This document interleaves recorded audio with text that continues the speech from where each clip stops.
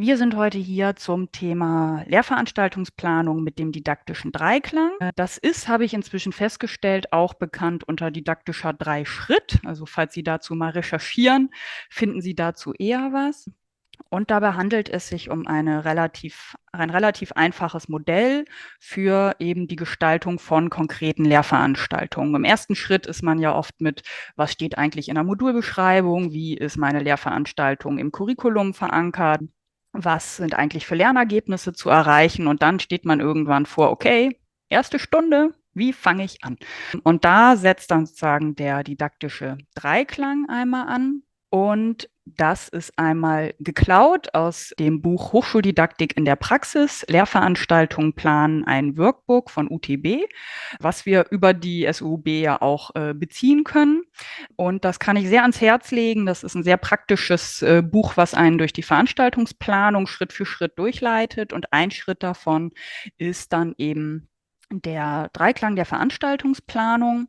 Und das Modell besagt im Wesentlichen, dass man eine Einstiegsphase hat, eine Arbeitsphase und eine Abschlussphase. Und zwar in jeder einzelnen Lehrveranstaltung beziehungsweise auch in jedem einzelnen thematischen Abschnitt einer Lehrveranstaltung. Gehe ich gleich nochmal drauf ein. Einstiegsphase besteht in dem Sinne aus Beziehungsgestaltung, wenn sich die Teilnehmenden untereinander noch nicht kennen und auch Dozenten, Dozentinnen nicht kennen. Dann hat man oft eben sowas wie Kennenlernen oder eben auch Begrüßung. Wie läuft das Ganze hier ab? Erwartungsklärung. Was erwarten eigentlich die Studierenden oder die Teilnehmenden jetzt von dieser Lehrveranstaltung? Eisbrechermethoden macht man dann gerne, um schon mal so ins Arbeiten, ins Reden zu kommen, damit später auch Gruppenarbeiten etwas flüssiger funktionieren. Dann geht es darum, das Vorwissen der Teilnehmenden zu aktivieren, dass die entweder konkret anknüpfen können im vorherigen Modul oder in der vorherigen Stunde wurde Folgendes gemacht. Oder eben, wenn man ganz neu einsteigt, was wisst ihr schon zu dem Thema? Was fällt euch dazu ein?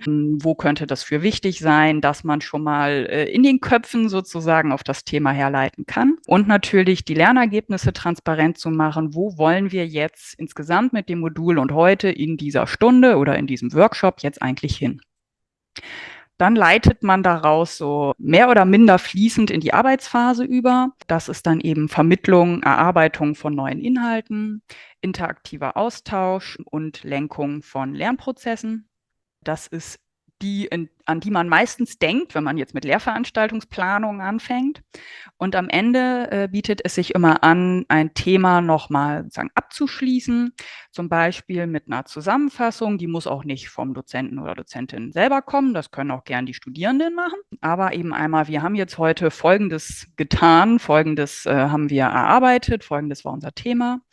Sicherung der individuellen Lernerfolge bietet sich an als so eine Art Kurzrückversicherung, dass eben das, was man sich selber gedacht hat, was jetzt erarbeitet wurde in dieser Stunde, ist das auch in den Köpfen der Teilnehmenden genauso entstanden oder anders, dass sich anbietet, einmal rückzufragen, was ist denn jetzt eigentlich hängen geblieben, zu sagen. Eine kurze Evaluation der Stunde. Das muss jetzt nicht wie Lehrevaluation, die ja regelmäßig stattfindet, sein. Das kann auch sowas sein, wie gibt es offene Fragen. Das kann sowas sein, wie notieren Sie 3 Fragen und 3 Erkenntnisse. Also auch ganz kurze Rückfragen, aber bietet sich eben auch an, immer einmal Zeit zu nehmen für: Was war gut, was war schlecht, was können wir anders machen, damit das gut funktioniert, und eben Ausblick auf das nächste Thema oder eben auch die nächste Stunde zu geben mit, okay, folgendes Thema haben wir, der nächste Schritt ist folgender, und da setzen wir dann wieder an. Und dann eben startet man quasi das nächste Thema oder eben nächste Woche mit der nächsten Stunde wieder mit einer Einstiegsphase, wo dann eben Beziehungsgestaltung nicht jedes Mal wieder stattfinden muss, aber Vorwissen aktivieren wieder das Thema wäre: Was haben wir letztes Mal gemacht? Was haben wir dieses Mal vor? Was sind die einzelnen Schritte?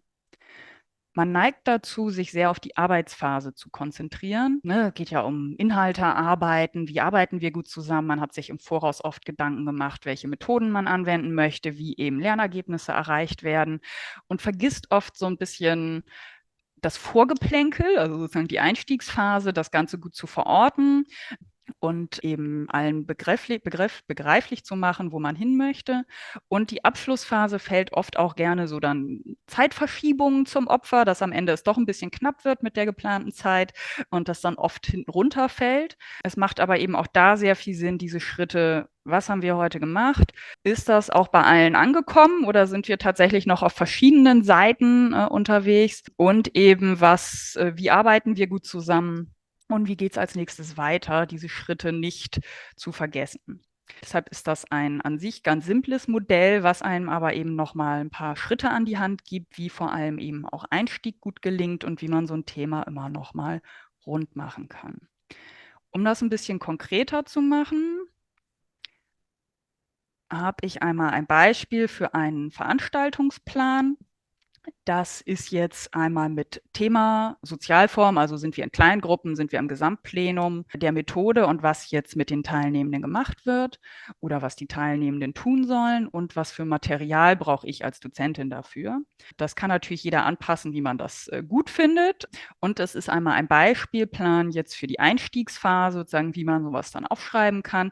Hier ist noch relativ viel Zeit für eine Begrüßung drin. Das kommt noch aus der Anfangs-Corona-Zeit, wo man noch eine Viertelstunde brauchte, bis die Mikros alle gingen und alle eingeloggt waren. Das braucht jetzt nicht mehr so viel Zeit. Nächster Schritt wäre sozusagen eine Vorstellungsrunde. Wir kennen uns alle noch nicht, was dann zum Beispiel passieren kann, indem man ihm sagt, beenden Sie bitte folgenden Satz. Ich bin heute hier, weil ich erhoffe mir von diesem Modul. Inhaltlich finde ich zu dem Thema Folgendes. Dazu brauche ich einen Flipchart oder eine PowerPoint mit der Aufgabenstellung.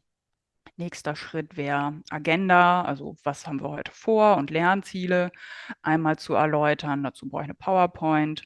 Danach ist dann gewählte Methode, um das Vorwissen zu aktivieren, in kleinen Gruppen einmal ein Brainstorming und eine kurze Diskussion, 10 Minuten lang zu führen. Dazu brauchen wir Moderationskarten.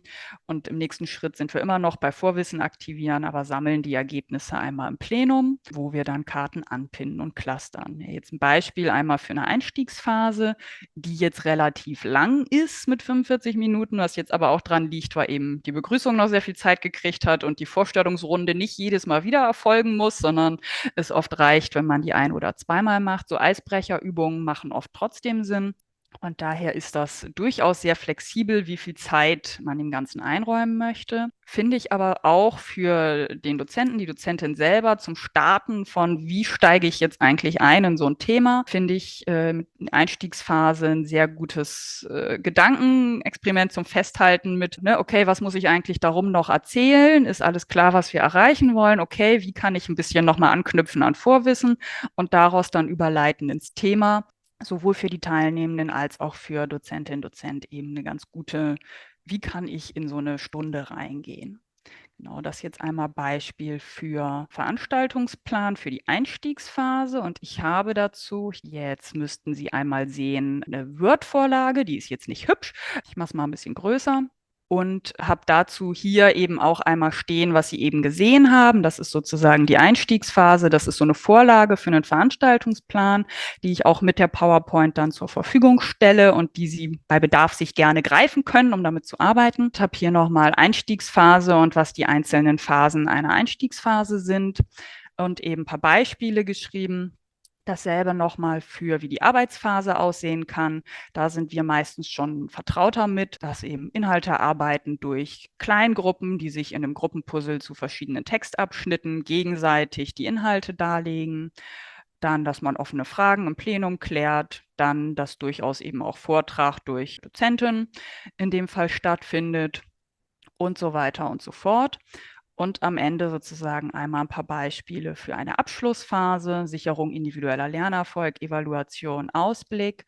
Eben eine Ergebnissicherung steht, dass die Teilnehmenden 3 Erkenntnisse und 3 offene Fragen zum Thema notieren sollen, in diesem Fall mit Collaboard durchgeführt, dass dann eine Kurzevaluation passiert, die eben auch in 5 bis 15 Minuten passieren kann, indem man sagt, bitte beantwortet entweder auf Kärtchen oder anonym oder wie auch immer folgende Fragen. Was nehme ich mit? Was fehlt mir noch? Was wünsche ich mir?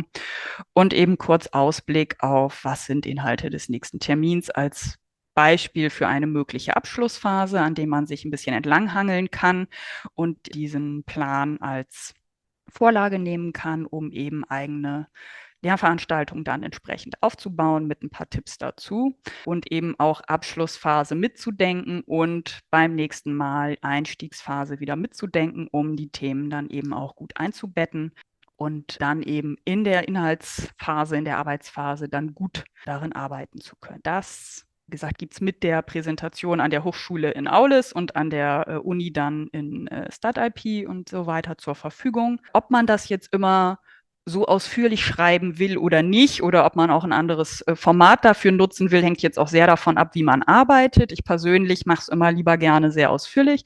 Wer jetzt manche Sachen schon oft gehalten hat, da reicht es natürlich deutlich knapper. Ist jetzt vor allem eine Vorlage für, wie fange ich an, für Leute, die noch nicht so viel Erfahrung haben oder die neue Themen machen oder ausprobieren, wo man es lieber mal genau aufschreibt, um dann auch mit der Zeitplanung besser voranzukommen. Wie ausführlich man das nutzt, muss man selber für sich ausprobieren und dann eben auch gerne anpassen. Methode Einstiegsphase, Arbeitsphase, Abschlussphase empfehle ich sehr, immer im Kopf einmal zu haben für eine gute, gelungene Struktur. Und natürlich heißt das nicht, dass man immer alle Schritte machen muss. Oh, ich muss jetzt noch unbedingt eine Kurzevaluation machen. Das natürlich nicht. Aber wenn man sie weglässt, sollte man sie bewusst weglassen, weil man sagt, okay, muss an dieser Stelle wirklich nicht. Oder opfere ich jetzt tatsächlich einmal der Zeit, die ich für was anderes brauche, aber die einmal mitgedacht zu haben. Okay, das einmal zum didaktischen Dreischritt.